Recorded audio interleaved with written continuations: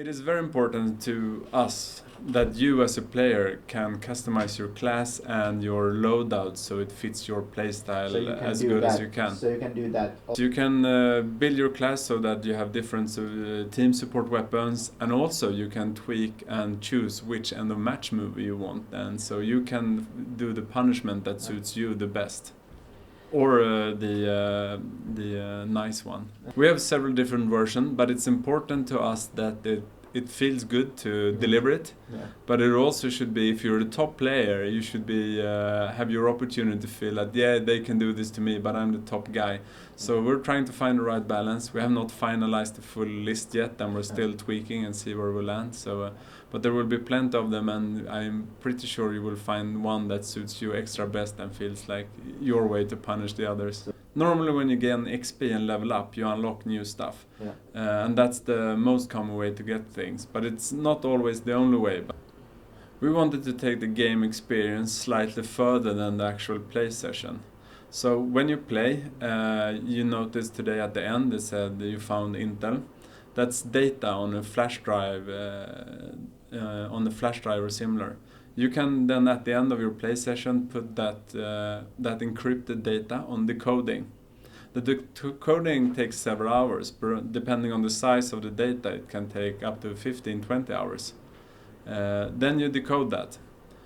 You then have the opportunity to micromanage that outside of the actual session when you turned off your PC or your console. So you can do it on the web browser, at your office, or on the smartphone. You can follow the progress. Once you've done with the decoding, you will find the rewards, either XP or custom modified guns. These guns are versions of the normal guns, but they might fit your playstyle better.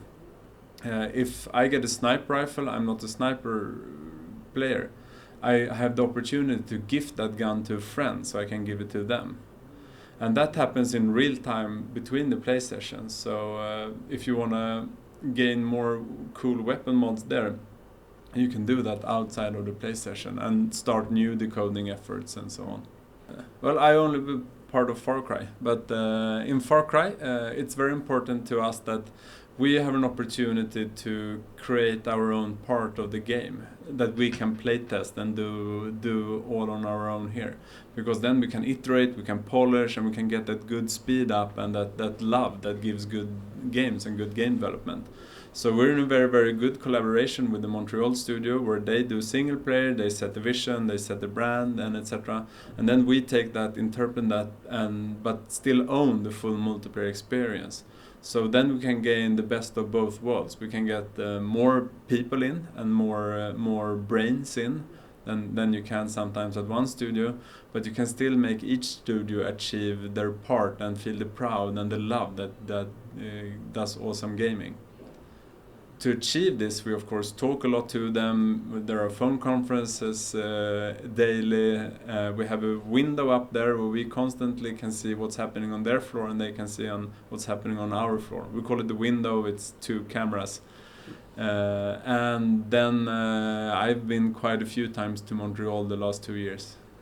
Yeah, of course, but we make sure that everyday multiplayer is playable in Montreal and everyday single player is playable here. It's very important to us that, okay, I wonder how they solve this in single player. Boom, fire up the build, grab the controller and test it there. Okay, so they did like this. And we also work a lot with shared tools like a shared wiki, shared document server and everything, so we can constantly be in contact. And since we worked so long on the project, most people have started to know each other, build relationships, so we're also using a lot of communicator discussions and etc. Yeah, well, there happened a lot of things, and we had a lot of playtests. I mean, what was a turning point for me was quite early on when the game is rough. It's not that fun to play. But I remember the play session when the first time a guy threw a controller in through the controller, and now we're hitting that spot where it's fun, and you get that fun anger. That was a key point in the project history. When we play multiplayer against each other, it's of course extremely important who is on top of the score.